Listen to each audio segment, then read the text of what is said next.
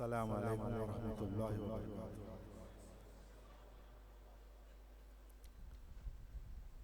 میرے پیر و مرشد کا اتنا بڑا کرم ہے، احسان ہے کہ میں یہاں ٹھہرا ہوا ہوں، ان کی دعاؤں کا صدقہ ہے کہ میں ایسا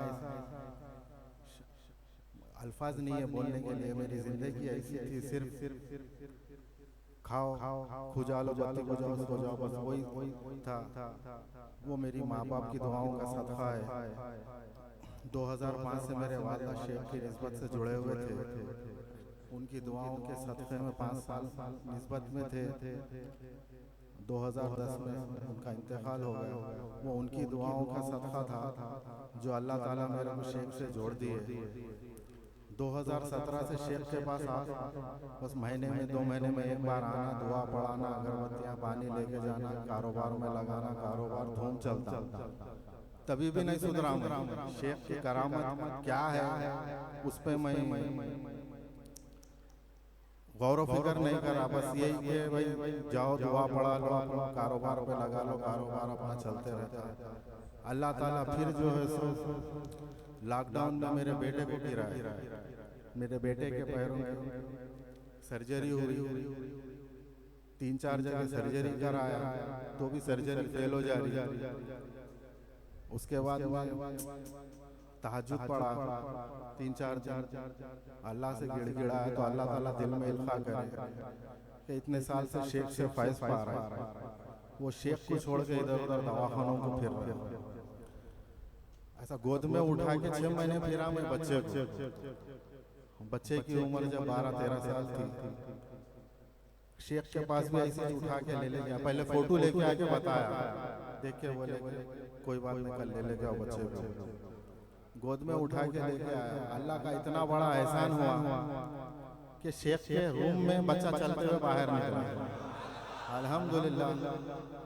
اب ایسے ہمارے غلطیاں ہیں، ہم شیخ کو سمجھ نہیں سک رہے۔ اللہ تعالیٰ ہمارے کو توفیق دے۔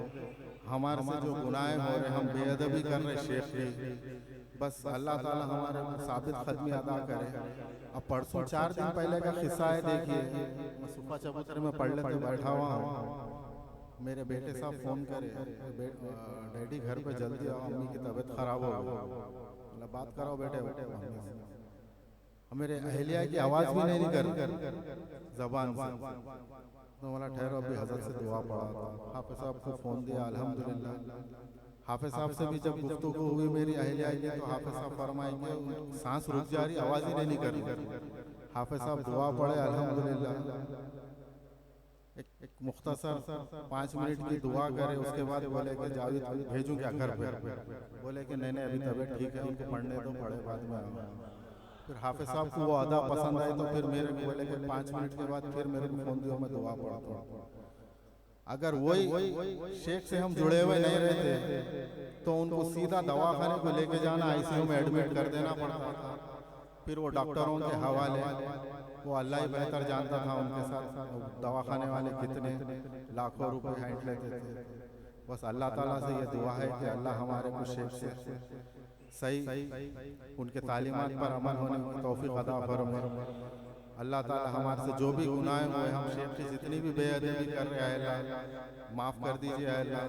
اب شیخ سے بھی ہاتھ جوڑ کے یہ التجا ہے کہ آپ کے قدموں میں ہمارے کو جگہ دے دیجئے، بس آپ کے قدموں میں، آپ کے تلووں کی دھول میں بھی ہم رہنے کے قابل نہیں ہیں۔ بس اللہ تعالیٰ سے یہ دعا ہے آپ کے حبیب صدقے میں، آپ صلی اللہ علیہ وسلم کے صدقے میں، کہ شیخ ہمارے کو معاف کر دیجئے۔ السلام علیکم۔